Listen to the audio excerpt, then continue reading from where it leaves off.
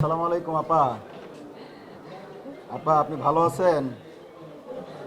আমরা তো ওই যে আপনার গণভবনে আসছিলাম। আপনি কি আপনি আসতেছেন?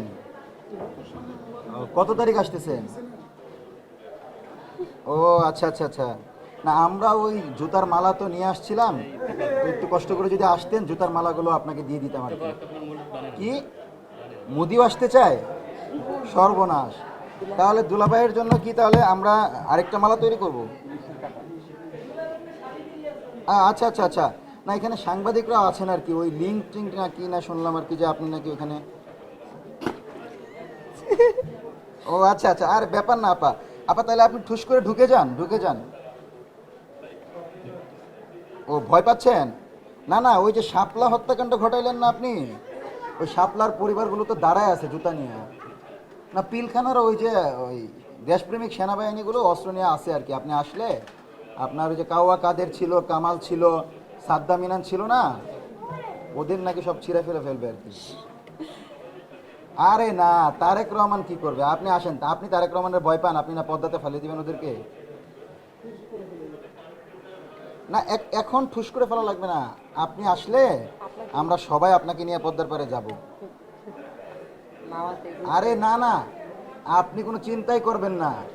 আপনি 16 বছর মানুষের রক্ত যেভাবে খেয়েছেন, আপনি আসার পর আমরা মানে বেশি আপনাকে কষ্ট দিব না, শুধু জুতার মালা পরিয়ে ফাঁসির সেল পর্যন্ত নিয়ে যাব, এবং ওই শাহবাগে নাকি মানে ফাঁসি দিলে জনগণ খুশি হবে আর কি।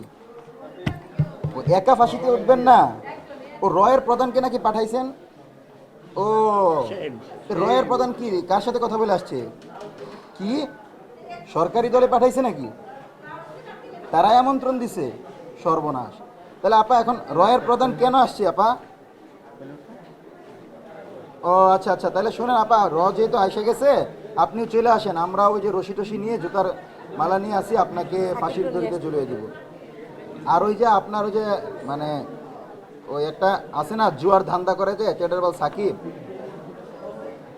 হ্যাঁ হ্যাঁ হ্যাঁ, ওই যে যারা আপনি সত্য মারতে বলছিলেন। আচ্ছা আচ্ছা, আর ওই যে 7 মিনিটের একটা ঘটনা আছে না আপনার ওই যে ইডেন কলেজের মেয়েরদের, ওই যে এটা আমাদের খুব বেশি লাগবে না, আমরা 1 ঘন্টা ব্যাপার না, আপনি আসেন। আপনাদের 1 ঘন্টা ঝুলাইলে আপনারা সব শেষ। আচ্ছা ঠিক আছে, আপনি ঢুকে যান। আর দুলাভাই মুদিকেও নিয়ে আসেন, আমরা দুইজনকে একসাথে ঝুলাবো।